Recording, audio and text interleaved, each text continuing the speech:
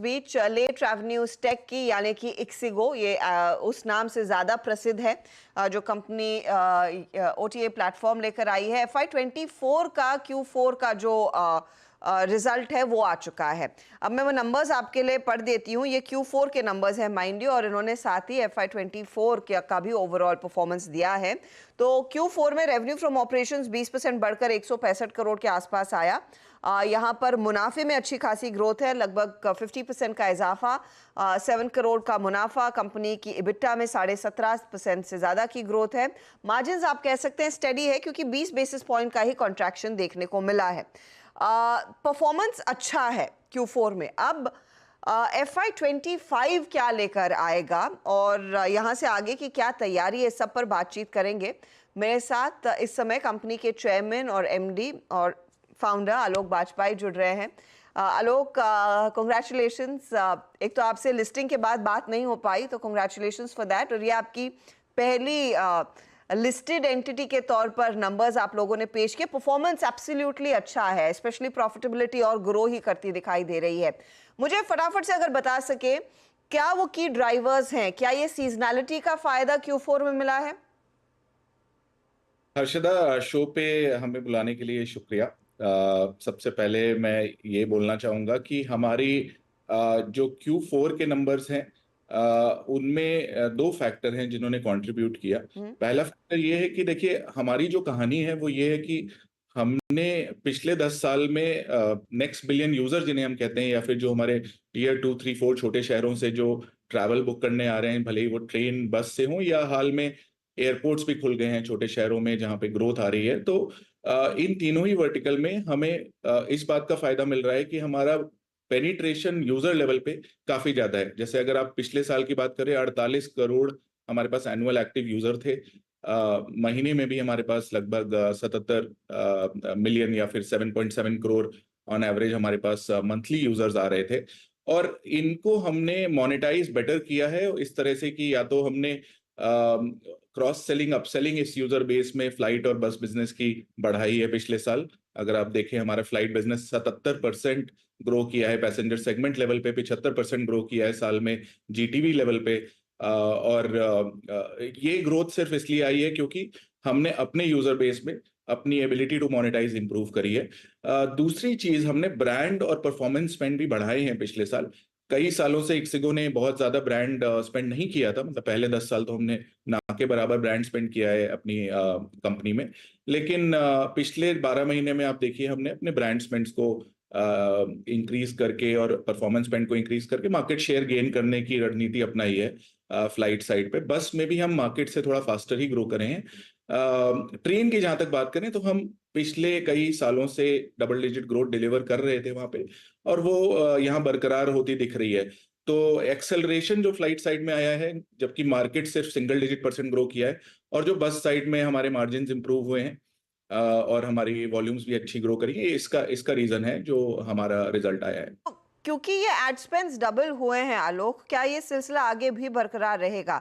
और जब आप कह रहे हैं कि आप फ्लाइट पर ज़्यादा जोर दे रहे हैं, अपने एग्जिस्टिंग कस्टमर्स को शायद कुछ और ऑफर्स दे रहे हैं, व्हाट डज इट मीन? क्या उनकी तरफ से खर्च कम हो रहा था, या फिर आप चाहते हैं जो लोग ट्रेन के प्लेटफॉर्म पर हैं वो अब फ्लाइट्स को भी अटेम्प्ट करें?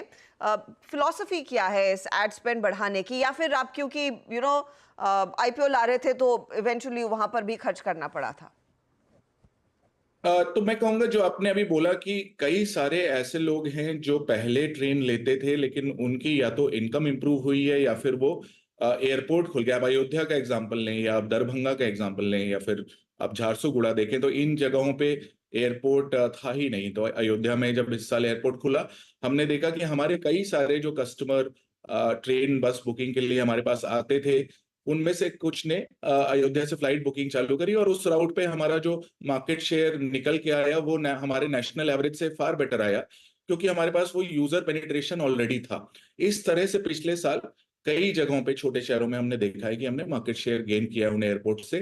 तो आप कह लें कि जो फर्स्ट टाइम फ्लायर है हमारे देश में, जो सारी ग्रोथ ला रहा है हमारे फ्लाइट मार्केट में, उस पे हमारे पास ये एडवांटेज है कि वो यूजर कहीं ना कहीं हमारे साथ पहले से जुड़ा हुआ है, और हम उसको टारगेट करके सही समय पे, या फिर उसको अपनी कृत्रिम बुद्धिमत्ता कह लें या एआई कह लें जिसको, वो यूज करके किस तरह से we are able to cross sell and upsell at the right moment, वही रीजन है हमारी इस ग्रोथ का। और ट्रेन साइड पर स्थिति अब आगे कैसी रहेगी? क्योंकि ऑफ कोर्स एस्पिरेशन होती है, जो बस से ट्रैवल करता है वो आगे ट्रेन में आता है, train moves on to flight. लेकिन ट्रेन कंट्रीब्यूशन मार्जिन्स हमने देखे हैं अच्छे खासे बड़े हैं, इनफैक्ट सभी सेगमेंट्स में वो बढ़त देखने को मिल रही है। लेकिन ट्रेन वाले साइड पर अच्छा खासा कंपटीशन भी है आलोक, तो to stay ahead of the curve आप लोग अब इस मार्केट शेयर को बढ़ाने के लिए क्या करेंगे? एक तो मार्केट शेयर की अगर हम बात करें तो हमारा मार्केट शेयर देखिए इम्प्रूव हुआ है। अगर 9 महीने का हम मार्केट शेयर अपना देखें, FY24 का जो डेटा हमारे पास अवेलेबल है दिसंबर तक का, तो उसमें हमारा मार्केट शेयर ट्रेन साइड पे 52.6% के आसपास है ऑफ द ओटीए मार्केट। तो हम यहाँ पे क्लियर मार्केट लीडर हैं on the train OTA side, और हमारा वहाँ मार्केट शेयर इंप्रूव हो रहा है। 1 साल पहले वो 46% था, अब 52% से ज्यादा है। बस की बात करें तो हमारा मार्केट शेयर 11.5% से 12.99% के आसपास, मतलब क्लोज टू 13% पहुंच गया है। और फ्लाइट की भी अगर बात करें तो फ्लाइट में तो हमारा मार्केट शेयर बहुत ज्यादा ग्रो किया है। 3.3% ऑफ द मार्केट थे हम ओटीए के FY23 में। FY24 में वो 5.3 के ऊपर चल रहे हैं। तो यहाँ पे तीनों ही वर्टिकल में हमने मार्केट शेयर गेन किया है। ट्रेन और बस में खासकर हमारा एडवांटेज ये है कि क्योंकि यूजर बेस हमारा उधर की तरफ स्क्यूड है, बहुत सारे छोटे शहरों में हमारा डीप पेनिट्रेशन है, तो वहां पे natural ability to gain market share है। फ्लाइट में परफॉर्मेंस और ब्रांड पे खर्च करके थोड़ा कंट्रीब्यूशन मार्जिन लूज करके हमने स्ट्रेटेजी अपनाई है कि हम रणनीति ये रखेंगे कि मार्केट शेयर गेन करते रहना है, क्योंकि हमारे पास नेचुरल एडवांटेज नए यूजर्स को लाने का है। पहली बार जो फ्लाइट बुक कर रहे हैं वो हमारा फोकस है, उनको हम डिस्काउंट्स दे रहे हैं, उनको हम परफॉर्मेंस मार्केटिंग से ला रहे हैं। और ये मार्केट तो सिर्फ सिंगल डिजिट परसेंटेज ग्रो कर रहा था Q4 में, लेकिन वहां Q4 में भी हमने 41.8% बुकिंग्स और पैसेंजर सेगमेंट्स ग्रो कराए हैं। तो उसका यही रीजन है कि हमारा फोकस उधर की ओर शिफ्ट हुआ है कि हम फ्लाइट बिजनेस को प्रेफरेंशियली ग्रो कराएंगे।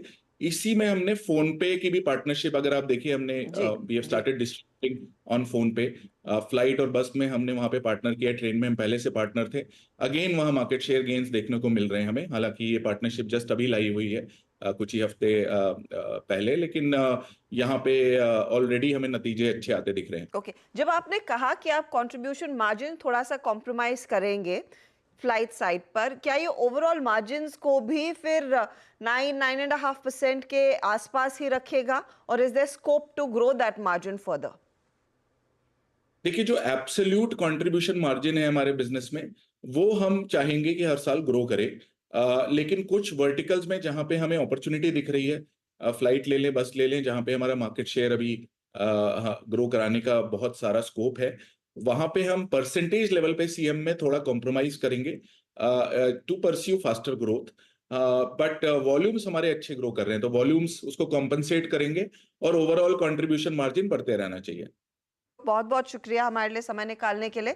इनफैक्ट मैं FY25 के लिए आउटलुक लेना चाह रही हूँ, लेकिन Q2 के नंबर्स के बाद आई एम श्योर आपको ज़्यादा विजिबिलिटी आएगी और ज़्यादा कॉन्फिडेंस आएगा एक गाइडेंस देने के लिए। तो good luck to you and of course the entire team at ixigo.